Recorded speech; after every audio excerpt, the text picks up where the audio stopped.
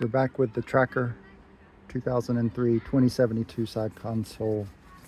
So Tracker Grizzly blind duck model. And I finished up doing all the touch-up welding and sealing in all the cracks and gaps and stuff. So, for example, up here, I decided just to weld this thing solid, put this piece of angle in there to cover up that gap and welded it in. This one, put another piece of angle in here. I just don't want any trash getting down underneath and into the floor. Water can get in there, I don't care, but the trash is, holds water forever and it causes problems. Ended up welding this solid, welded this live well box to the console. All of this down here, this is all just completely solid weld. This should be rock solid now. This big patch I put in, that's welded solid all the way around. Let's come back up to the front. This I think you saw is already in there. My box here, this is the gun box. I've ended up just welding that to the floor too. Then back here, there's a pretty big gap between the bench and the side, and that was there before, but I decided instead of just leaving that gap where trash and stuff gets down in there, it's hard to clean out from underneath. So I went ahead and just put a piece of angle in here.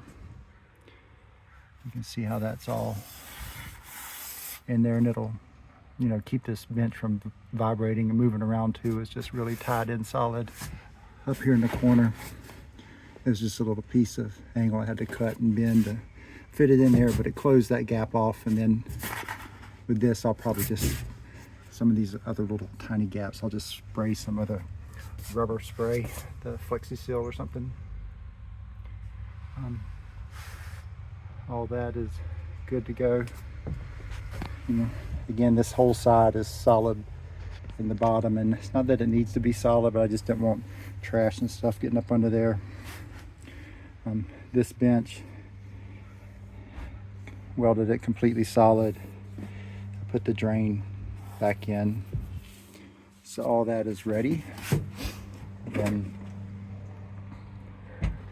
rest of the bench, again, I had to bend a piece of angle all the way around here. And I welded that in, so I just didn't want stuff getting down in there. I know this looks terrible, but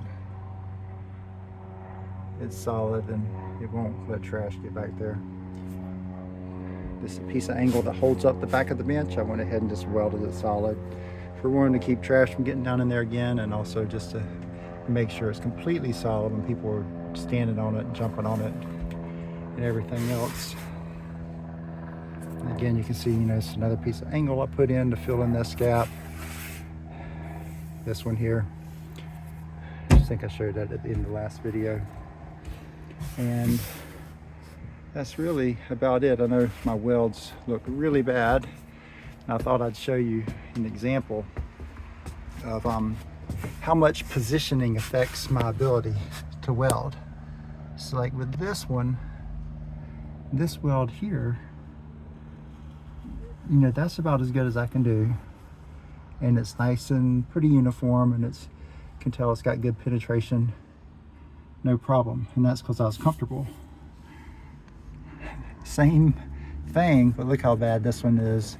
I mean, it's more or less solid, but it's like not very pretty. And I did this, I had to hold this one with my left hand. So this one I was able to get nice and comfortable and use my right hand and just in a comfortable, steady position. This one I was more or less freehanding with my left hand. So that's the type of result I get. Not good. Any welders out there, let me know if you see some problems with any of this. Now's the time, so I have a chance to fix it. And that's it. Now I'm basically at this point, I could go ahead and sand it on down, paint it, and then put the EVA foam down, but I decided that I've gone this far and I just can't determine. I mean, I don't know what's in there. I'm assuming there's foam in there because it's supposed to be foam, and back here in this corner and then back here in this corner, but I just don't know for sure. I can kind of see a little bit, but I've come this far. I'm going to go ahead and take that back deck off, unfortunately, and look up under there, make sure there's foam in there, see if I see any broken welds, and make sure the ribs are okay. I think the back is all right, but just never know. And like I said, it'll just bother me not finishing it, you know, not rebuilding this boat completely, and just knowing what has been done to it and what it looks like. So this the mystery of not knowing.